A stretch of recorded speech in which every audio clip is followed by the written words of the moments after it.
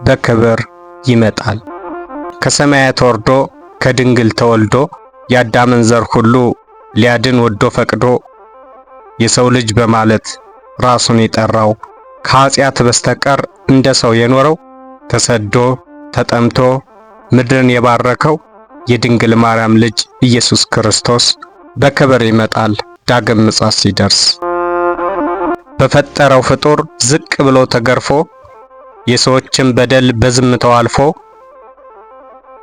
በዕፀ መስቀል ላይ ሳይበድል ተሰቅሎ በፍርደኞች ቦታ ራሱን አውሎ አዳምን ለማዳን ከሞት ሞት ቅጣቱ በብዙ ግርፋት በብዙ መከራ ተፈጸመ ሞቱ።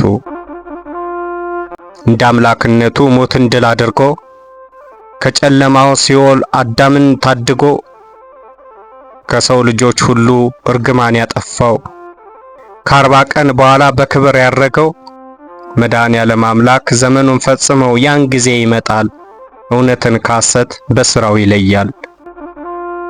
የሱ ፈቃድ ብቻ በሚፈጸምበት ከአባቱ በስተቀር ማንም በማያውቃት የባህሪ ሕይወቱ መንፈስ ቅዱስ ብቻ አውቆ በሚረዳት በብርሃናት ደምቆ በክብር ይመጣል።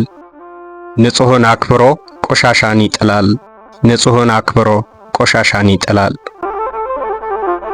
በመላእክት ታጅቦ በሚያስፈራ ግርማው የነጎድጓዱን ድምፅ ፍጥረት በማይችለው በመላእክት ትንፋሽ መለከት ተነፍቶ ሙታንም ተነስተው መቃብር ተከፍቶ ምድር ሐቅም አጣ መናወጽ ይሆናል።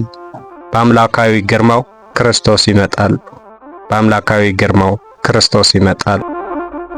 ጻድቃንም በቀኙ ኃጣንም በግራ በፍርዱ ያቆማል። ዓለምን ሊያሳልፍ በክብር ይመጣል። መድኃኔዓለም አምላክ በክብር ይመጣል። ኢየሱስ ክርስቶስ በክብር ይመጣል።